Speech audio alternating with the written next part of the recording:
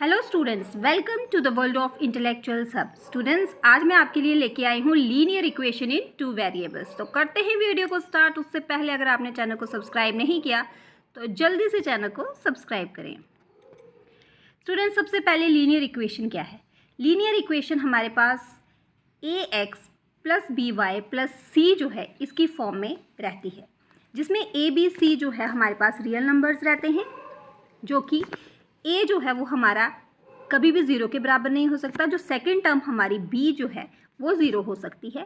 और यहाँ पे एक्स और वाई जो हैं इनको हम कहते हैं वेरिएबल्स। ए और बी जो है यहाँ पे वो रिप्रेजेंट करते हैं कोफिशिएंट्स को, वो कोफिशिएंट्स होते हैं। और सी जो है हमारी थर्ड टर्म जो है वो कांस्टेंट रहती है। तो स्टूडेंट, कोई भी इक्वेशन अगर हमारे पास a x plus b y plus c is equal to zero की फॉर्म में होगी तो वो इक्वेशन कहलाई जाती है लीनियर इक्वेशन। उसमें एक्स और वाई जो हैं वो दो वेरिएबल्स होते हैं और थर्ड टर्म जो है वो हमारे पास कांस्टेंट रहती है। Now the pair of linear equations.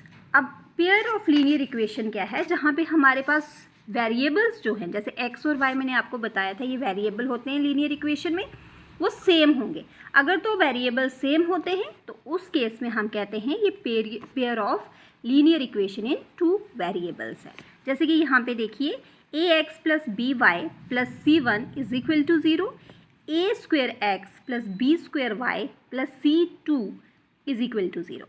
अब सी वन और सी टू जो है यहाँ पे ये कांस्टेंट टर्म्स हैं। ए एक्स और ए स्क्वेयर एक्स दोनों में एक्स एक्स है, बी वाई और बी स्क्वेयर वाई दोनों में वाई वाई है। मीन्स एक्स वाली टर्म है फर्स्ट, दूसरी हमारे पास वाई वाली टर्म है और तीसरी टर्म जो हमारे पास कांस्टेंट है। तो एक्स और वाई दोनों इक्वेशंस में हमारे पास वेरिएबल्स जो हैं वो सेम, तो इसलिए हम इसको कहते हैं pair of linear equations. Now in linear equations को हमने ग्राफ में कैसे रिप्रेजेंट करना है, ग्राफिकल रिप्रेजेंटेशन इनकी कैसे होगी? स्टूडेंट्स, आपने देखा होगा ग्राफ में हमारे पास एक्स एक्सिस होती है और साथ में हमारे पास वाई एक्सिस होती है। एक्स एक्सिस होती है और वाई एक्सिस होती है। अब हमने देखना है कि अगर हमारे पास दो लाइंस हैं वो एक दूसरे को इंटरसेक्ट करती हैं, एक पर्टिकुलर पॉइंट पे इंटरसेक्ट कर रही हैं, दो लाइंस एक पर्टिकुलर पॉइंट पे इंटरसेक्ट कर रही हैं, तो उस केस में लीनियर इक्वेशन में हमारे पास एक ही सोल्यूशन हमें मिलेगा। स्टूडेंट्स, ये आपने याद रखना है कि अगर दो लाइंस जो हैं वो एक पर्टिकुलर पॉइंट पे इंटरसेक्ट करती हैं तो उस केस में हमारे पास हमें वन सोल्यूशन मिलेगा और इस पॉइंट को हम कहते हैं कंसिस्टेंट पेयर ऑफ इक्वेशन।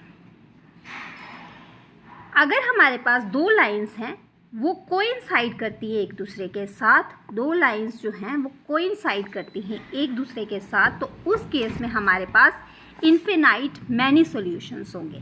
तो इस पॉइंट को हम क्या कहेंगे? Consistent pair of equations. I hope student आपको समझ में आ रहा होगा।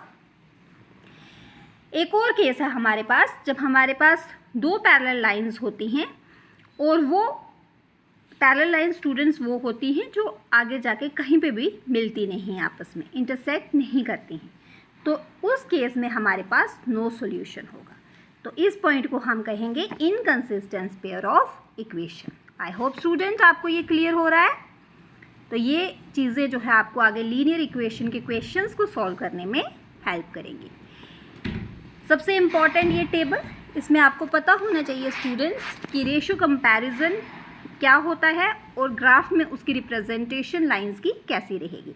अगर तो हमारे पास a1 बाई a2 जो है वो b1 बाई b2 के इक्वल नहीं है, मीन्स दोनों टर्म्स एक दूसरे के इक्वल नहीं हैं, तो उस केस में ग्राफ में जो लाइंस होंगी वो इंटरसेक्टिंग लाइंस होंगी। तो अगर वो इंटरसेक्टिंग लाइंस होंगी तो उस केस में हमें ओनली वन सॉल्यूशन जो है वो मिलेगा। दूसरा केस कि अगर हमारे पास a1 बाई a2 जो है is equal to b1 by b2 is equal to c1 by c2। c1 जो है, c1 और c2 जो है ये हमारे पास कांस्टेंट टर्म्स रहती हैं। अगर ये तीनों इक्वल होते हैं लीनियर इक्वेशन में a1 by a2 is equal to b1 by b2 is equal to c1 by c2, अगर ये तीनों जो है इक्वल है उस केस में ग्राफ में वो कोइंसिडेंट लाइंस जो है वो बनेंगी और उस केस में इन्फिनाइट सॉल्यूशंस जो है हमारे पास आएंगे।